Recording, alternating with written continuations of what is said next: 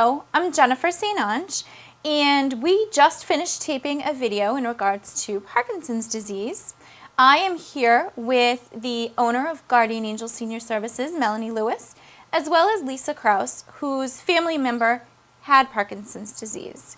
As we were talking after we finished videoing, it turns out that Lisa also has a friend whose mother has dementia and is really going through some challenges.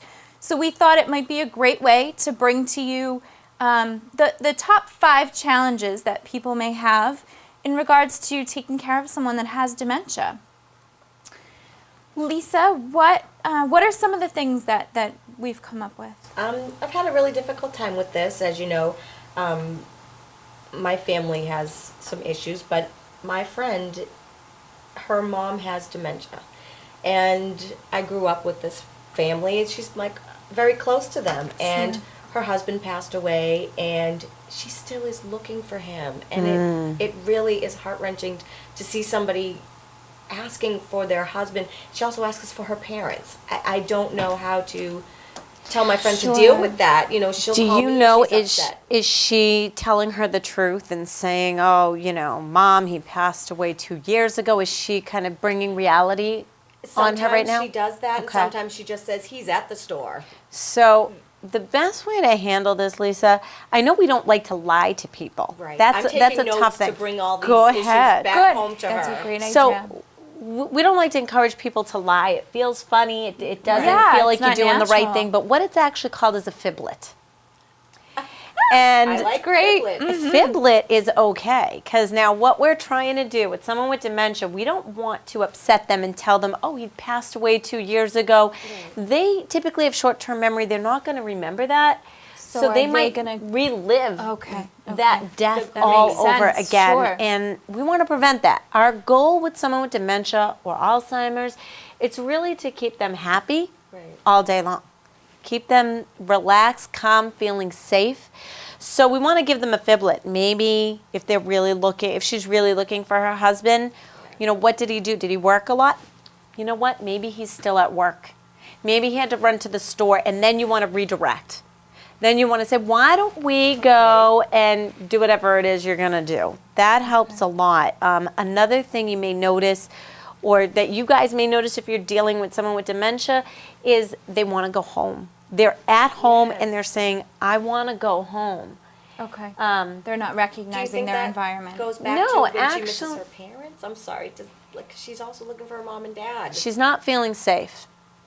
Okay. She's not feeling safe. She's a little confused. Maybe there's too much action going on. Maybe the grandkids came over and there's a lot of stuff going on. And her saying, I want to go home means I need some peace right now. I need to feel comfortable. I feel a little bit out of my skin. That's typically what that means. So if this loved one happens to live in an assisted living facility and moved, it doesn't always mean I want to go back to what I knew as home. It means I'm uncomfortable. Help me out.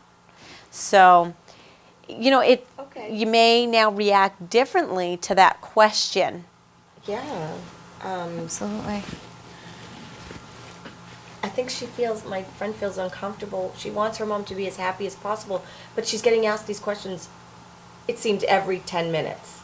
I mean, over and over, and it is repetitive all the time. Like, she still thinks she drives. She wants to get the keys and go out by herself. Doesn't want my friend with her, just wants to go. And does she have access to those keys? No. Okay. No. Good. She's looking for them. Right. So, you know, the tips I have about the driving, try to keep things out of sight, you know. If she has a car and she's not supposed to drive, maybe you need to sell the car. Get it out of sight. Try to keep the keys away. Distraction. It's all about the safety. Try to redirect, things like that in regards to the car. Okay.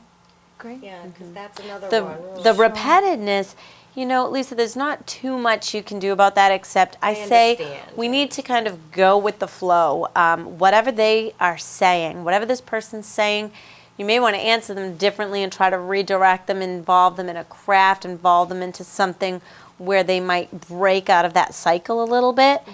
But the worst thing you can do is say, I just told you Right. that feels very demeaning to them, and they may not remember that they just asked you. Yes. So in that way, you just need to go with the flow, answer them again, and then move on. Okay, well, you were speaking of engage them in a craft. She used to quilt, but with her hands, she can't do that Right. anymore. Right. We were trying to think of a way to give her something that might remind her of that, but physically she can't do it. Right. This comes down to giving someone purpose, self-worth. A lot of times we find someone like this who was very great at a craft or a master mechanic, knowing their background really helps. And once they can't do that anymore, a lot of times you see them sitting in front of the television or they love to read. Now they can't read. There are things Right. that now they can't do.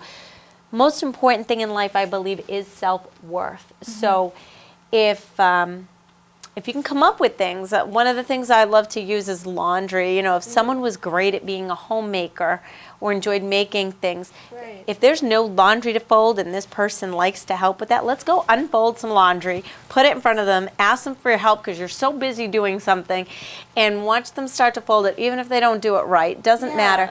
Thank them. I don't know how I could have done it without you. Things like that. It's so helpful. Okay. The quilting. You can do different things. Bring different quilts in front of them and, ask them to help with a design or something. It doesn't have to be the actual act of quilting, but it may really spark up something in them to see that familiar, craft that they've always known so well. It may Maybe spark up even- if you ask. Yeah, feeling that material, Yes. or Okay. even, I know I've seen some quilting magazines too. I don't know if, maybe that might help as well. Yeah, those are looking- great ideas. Yeah, yeah. Oh, all right. I do have 2 other issues. Do you have time? Of course. Absolutely. What you got? These things seem to happen around the same time every day. Later in the afternoon. Is that normal? Very normal. Oh. Very normal. It's like typically in the evening when it's starting to Yes. get dark. That's called sundowning. I did not know that. Yeah, there's a label for it. It's very common. Witching hour. These Yeah, things, yeah. it does. It seems they're very routine and they happen around the same time. And if you start to notice that pattern, there are things we can do to help that. I have specific tips on sundowning. So Okay. We'll try to take any- keep a person active in the morning to use up that energy so that in the evening time they're starting to feel a little bit more relaxed. They're not so pent up when that time comes. If the person likes to have something to comfort them, even stuffed animals, it's not demeaning to them. If it's something that comforts them, maybe have that around at that time. Maybe encourage an early nap in the day. That can also help with not maybe being so tired at that time where they're getting more disoriented. Just later well on. rested. Yeah. Make sure they're well rested. Okay. Maybe have some music on, make the lighting dim. There's all things around in their atmosphere. What can we do to make it a peaceful thing? You don't want, like I said earlier when the grandkids came and confused. Sure. Try to minimize any confusion. If the grandkids want to come over and visit, the morning might be better than at that time. Maybe a nice back rub, touch. Those things can help. Sundowning at that time, it can come from anxiety, some insecurities are coming out, they're not feeling so safe, maybe something to eat, anything like comfort, Sure. relating things around comfort at that time could help. I recommend if it's getting close to bedtime, you may want to make sure you help get that person into their pajamas before the sun's going down. Then you don't have to worry about it when they're That's a in great- that position. That's Take a great advantage of tip. those good moments, I guess, when they Yeah. are in a more cheerful mood. Now, is it because it's getting dark? Is that why the sundown is occurring? Is it? I'm not really sure the answer to that, Jen. Sometimes the hour could be different, but it is very typical that it happens mid-afternoon when when- the sun is going Yep. down. Okay. Great. I guess my last question is she is having an issue with bathing. I don't know if it's because she's afraid. You have to or get she the doesn't shower feel police. safe. I don't Yeah. know, but this is not a woman that's Right. a normal thing for her Right. not to do. So Along the Any lines good of tips for fiblets. this? Yeah, along the lines of fiblets, we may have to say, let's pretend her name is Mary. We may have to say, Mary, your son just called and he really wants me to help you in the shower. I'd really like to accomplish this for him. So you might want to throw someone under the bus on this. If they have a caregiver that works for a home care agency, it's my job. My boss really wants me to do this and help you. Or maybe you don't want to talk about the bath exactly or the shower. You might want to say, why don't you follow me in here? The ladies are waiting for us in here. Let's take a walk in here and just talk to her. Talk about other things as you're helping her undress. Keep her happy and calm. Oh, this is going to feel so nice. Get the room nice and warm. And maybe just gently, oh, can you put your foot over here? Oh, great, thank you. And just keep it going like baby that. steps, Sometimes. yeah. Baby Baby steps. steps. Coaxing. Okay. Definitely. Great, That can great. also help too if you're having trouble getting this person out of the house to an appointment. Okay. Why don't you come outside? Everyone's waiting for us to arrive. We need to get, outside and into the car. Right. So you may not necessarily say we have to go to the doctor's appointment. You may want to say, there's nice people waiting for us and we're going to all get together after and just Good. whatever you can do to get them to agree to walk out the door happily and keep a smile on their face. See, when you say it, it seems like common sense. Yeah, doesn't it seem so simple? But yes. Well, that sounds great. Hopefully, did You've that given answer me a those lot questions? to go And- back to her with. I Good. appreciate that. Thank you so much. Good. Well, good. Thank you. There's a lot more tips for this stuff online too. I mean, this is Okay. an elaborate, dementia, Alzheimer's. There's so many different things. So I definitely encourage to look some more things up on Right, well, that. she's just been diagnosed, so we Yeah. are still learning, I guess. Sure.